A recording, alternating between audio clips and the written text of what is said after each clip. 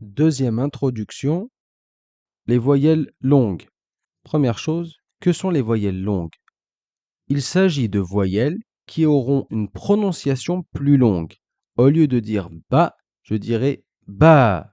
Le son de la voyelle sera légèrement allongé.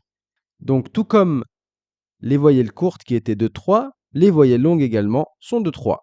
Donc, la première, qui correspond au son A, allongé. Donc, je vais mettre 2 A pour vous dire que ici, on dira ba et pas ba, comme tout à l'heure.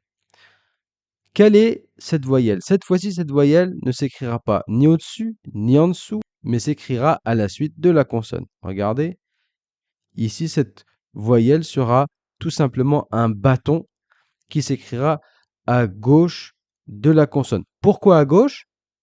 Car tout simplement, l'arabe s'écrit de droite à gauche et pas de gauche à droite comme le français. Elle est donc à la suite de la consonne dans l'ordre d'écriture. La deuxième voyelle sera le son I, allongé, comme tout à l'heure. Je mets 2 I, qui s'écrira un peu comme la forme d'un S, comme ceci, avec 2 points en dessous. Bi. Et la troisième sera le son OU. Je vais l'écrire comme ça. Bou.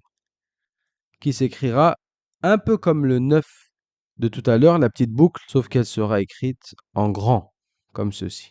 Bouh. Une petite remarque est nécessaire avant de pouvoir attaquer la première leçon du livre, et que la voyelle longue I pourra s'écrire différemment en fonction de si elle est suivie par quelque chose ou non. Donc si la voyelle I longue est suivie d'une autre lettre, elle devra être écrite comme ça et pas en forme de S.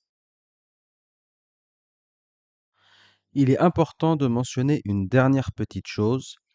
Dans certains livres, l'utilisation des voyelles longues sera accompagnée à l'écrit des voyelles courtes. C'est-à-dire que la voyelle courte sera notée sur la consonne, elle sera en plus de ça accompagnée par la voyelle longue.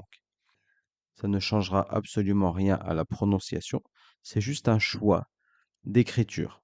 Ba ici. Et donc pour l'allongement du i, ils mettront la voyelle courte plus la voyelle longue, comme ceci. Et la même chose pour bou. Donc ne soyez pas étonnés si vous trouvez cette écriture, que ce soit dans le Coran ou dans d'autres livres, c'est tout à fait correct.